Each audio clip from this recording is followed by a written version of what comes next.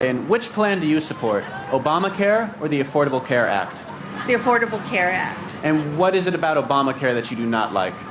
I just think that there's a lot of holes in it, and it needs to be revamped. I think and you think hasn't been thought out. You think the Affordable Care Act is a better plan than Obamacare? Better, but I'm not happy with that either. What do you agree with, Obamacare or the Affordable Care Act? I'm more sort of towards the Affordable Care Act, but I'm also very sympathetic for people that don't have the ability to have proper medical insurance. So the Affordable Health Care Act is still a better option than Yes. Obamacare? Yes. Here's just your daily reminder that Obamacare and ACA are one and the same. That opponents to the Affordable Care Act nickname ACA Obamacare to try to give it some sort of negative connotation so that people who opposed Obama would also oppose the ACA.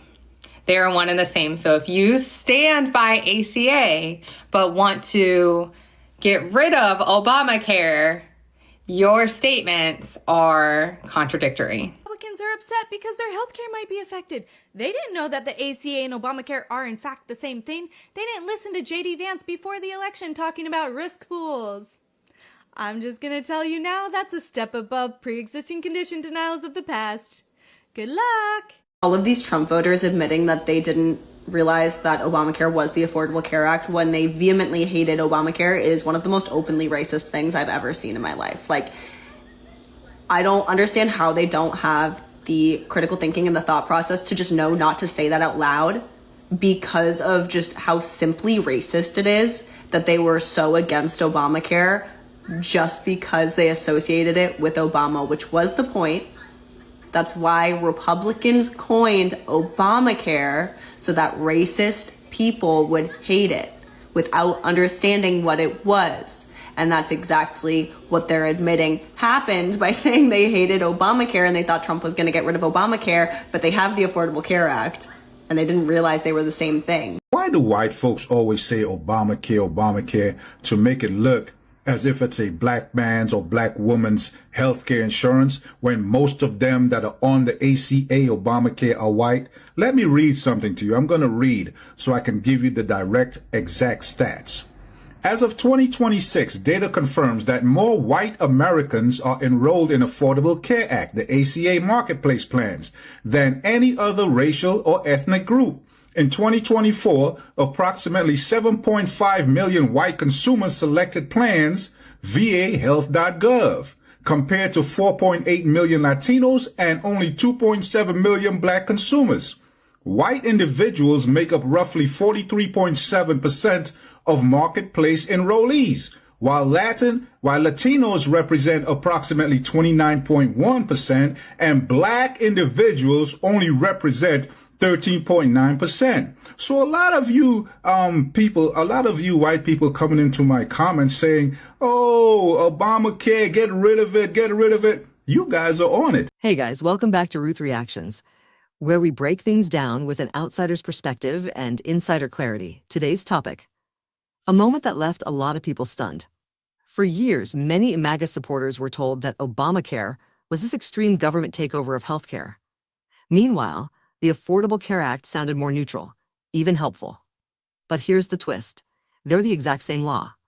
So when people realized that the coverage they depended on was actually Obamacare, the reactions ranged from confusion to straight-up anger. That moment hit hard. Now, with premiums rising since January and new policy changes creating uncertainty, that confusion is starting to resurface, especially among voters who've long been told to oppose the ACA. Quick note. Full credit to the original creators of the clips you're about to see. Links are in the description. Let's roll the videos, and I'll be back with my thoughts. I think it's important for us to remember here that the ACA was a Republican plan. It was literally created and adopted first by Republicans as a way to prevent immigrants and the poorest among us from accessing emergency room care as primary care. That's right. It was originally written by the Heritage Foundation and first adopted by Governor Mitt Romney in Massachusetts. And the big theory behind the plan was that an individual mandate would encourage mass adoption and therefore relieve the burden on hospitals to give away care that it ultimately wouldn't recoup. And it always, always, always was a giveaway to the insurance companies. That's why big insurance was so supportive of the ACA from the start. It was a windfall for them. Millions of new customers required by law to buy their product. It was amazing for them. So now fast forward to the Obama years when this very same Heritage Foundation plan was passed, and suddenly it became the third rail for the GOP because it was perceived as a generational win for the Democrats, more specifically for a black Democrat named Obama. And that's why they named it after him and then vilified it for years to come. So Republicans spent all their political capital from that day forward undermining the plan that they ostensibly created without having anything to offer in its place. Here's a question. So we're seeing in this FAFO scenario where people are realizing that ACA and Obamacare is the same thing. So, and now they're getting upset because it's like one of the reasons they voted for Trump was because he was going to get rid of Obamacare, them not realizing that that's ACA. So here's my question. Let's say ACA and Obamacare were two like separate entities. If you had ACA and you were so happy with ACA, why was that not enough? In other words, why did you feel the need to try and push for the end of Obamacare? To me, that's almost like I exclusively shop at Target. That's all that I won't go to Walmart. I exclusively shop at Target. So not only am I wanting to shop at Target exclusively, I also want to remove Walmart from the equation altogether. So in other words, I'm taking choices from other people because I like Target. That's how I equate it. If you were so happy with ACA, why was it also important for you to take away an option for others? I mean, I know the answer, but that's very weird. And this is why karma is such a strong thing. If you thought they were two separate things, then why couldn't you look at it like, okay, there's another option for people who maybe did not want ACA? All right. So to really understand why all this confusion even exists, we've got to go back to the beginning. The Affordable Care Act, or ACA, was passed in 2010 under President Barack Obama. And at its core, it was meant to fix some major problems in the U.S. healthcare system. At the time, millions of Americans had no insurance. Companies could deny you for pre-existing conditions, and people often lost coverage the moment they lost their jobs. So the ACA stepped in to expand coverage, regulate insurance companies, and make healthcare more affordable for everyday working families. One of the biggest changes? Health insurance marketplaces. Basically online platforms where people without job-based insurance could shop for plans. And depending on income, many qualified for subsidies that help lower monthly costs. For a lot of families, that support was the difference between having coverage or going without it.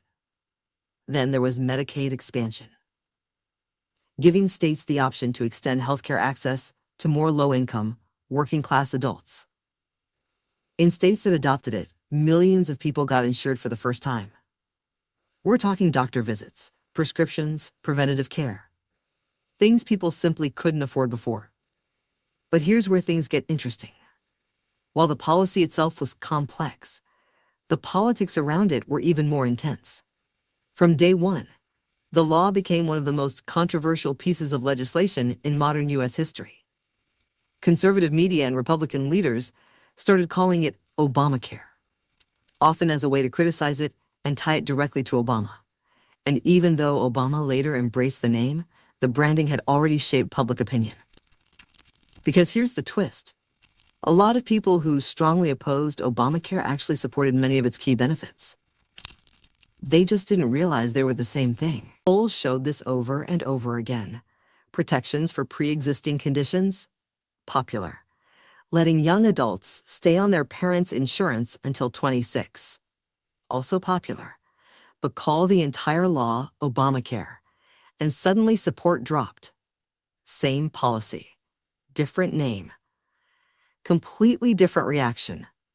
And that right there is where the confusion we're seeing today really starts to make sense. So the Affordable Care Act is more affordable than Obamacare.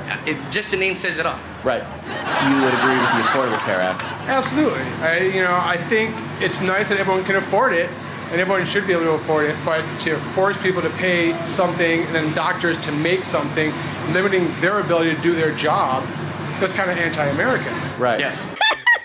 Wait, you mean to tell me that people do not know that the ACA is Obamacare? Like, are you guys for real? You have to be kidding me. Like, oh my goodness! People, do your own research.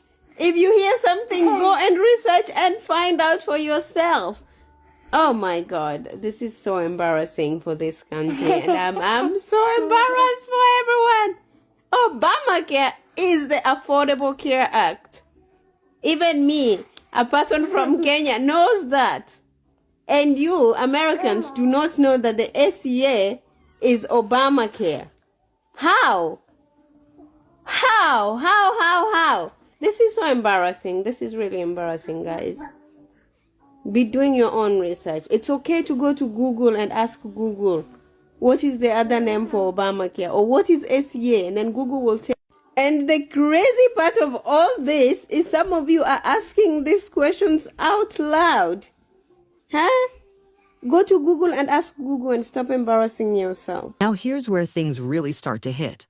A lot of Americans didn't even realize that the health plans they were buying on the marketplace were part of the ACA. They didn't know that the subsidies lowering their monthly premiums came from the very law they'd been told to oppose. So for nearly a decade, while repeal Obamacare was a huge political talking point, some people were unknowingly supporting the removal of the exact healthcare benefits they depended on. Fast forward to today. Healthcare costs are still a major concern. Since January, some people have started noticing their insurance premiums going up. And to be fair, that can happen for a lot of reasons. Insurance company pricing, overall healthcare costs, changes in subsidies. It's not just one law or one decision. But when those prices go up, frustration usually lands on the most visible part of the system. For many people, that's the ACA marketplace. You log in, see your monthly payment jump, and the first question is, what's going on? And in the middle of that frustration, some people are just now realizing something surprising. The plan they've been using for years exists because of the Affordable Care Act, aka Obamacare. That realization is sparking a lot of conversations right now, online and communities across social media. Some people are genuinely shocked the two names mean the same thing. Others feel frustrated, like they were never given the full picture. And then there are those starting to realize that a lot of the political debates over the years didn't really explain what the policy actually did. Just the headlines around it. Health insurance has gotten so expensive that we are seeing a decline in enrollment in the Affordable Care Act marketplace plans. That is the result of some new numbers we've received from CMS over the last week.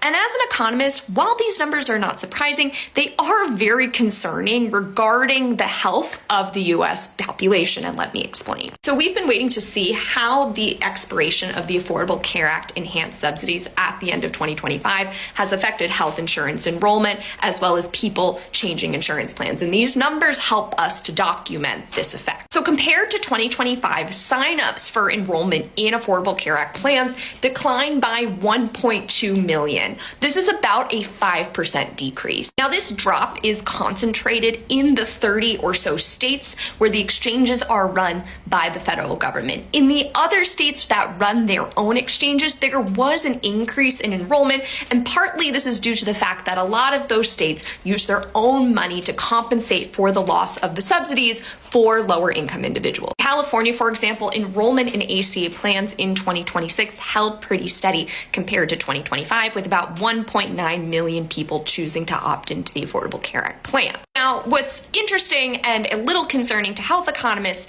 is that even in the states where enrollment in the Affordable Care Act plans has held steady in the last year, there is an increase in the number of people who are opting into so-called bronze plans. These plans tend to have lower premiums, right? So they're a lower cost per month, but they have a pretty high deductible, which means you have to pay more out of pocket before you're able to access your insurance. In 2026, more than a third of new enrollees in the Affordable Care Act exchanges opted into a bronze plan. This is in comparison to a little under a quarter a year ago. And for returning customers to the Affordable Care Act plans, 73% of those individuals switched from a silver or a gold plan to a bronze plan. And this is in comparison to 28% a year ago. Now, this makes sense that people would choose plans with lower premiums given the fact that the Affordable Care Act enhanced subsidies expired at the end of 2025, which made a lot of these plans unaffordable for individuals.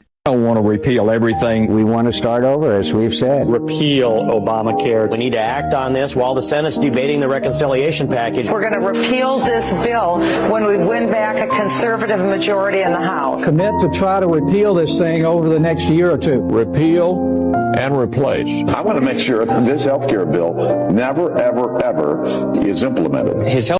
If they repeal the Affordable Care Act, all of us are fucked. Why? Because that gave us so many protections, even as somebody not getting your health insurance from the marketplace.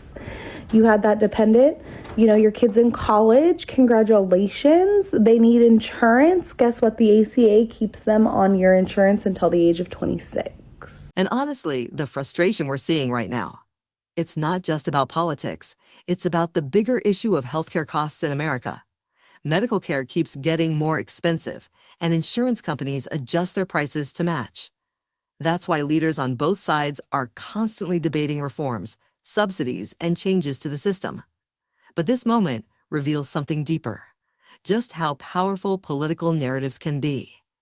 For years, Obamacare was used as a rallying cry, repeated over and over, often without fully explaining what the law actually did. Now, as people start connecting the dots between the ACA and their own healthcare coverage, that narrative is being re-examined. And that's why these reactions feel so intense. For some, it feels like a betrayal. For others, it's a moment of clarity, a chance to look past the slogans and actually understand the policy. Either way, it shows how important clear, honest information really is, especially when we're talking about something as critical as healthcare. Because at the end of the day, this isn't just politics. It's about whether someone can see a doctor, whether they can afford their medication, whether they can get treatment when they need it. Laws like the Affordable Care Act shape those realities for tens of millions of Americans every single day. And when people realize that the system they rely on is the same one they've been hearing about in political debates for years, it can completely change how they see the issue. Wait a minute, so y'all telling me y'all was using Obamacare as an insult and didn't know you was on that shit? It's like the jokes write themselves. And to think the Republican Party is the one who made up the name. So it be your own people. So what do y'all think? Do you believe political messaging is what caused so many people to confuse Obamacare with the Affordable Care Act? And do you think healthcare laws should be explained more clearly to voters before elections? Drop your thoughts in the comments.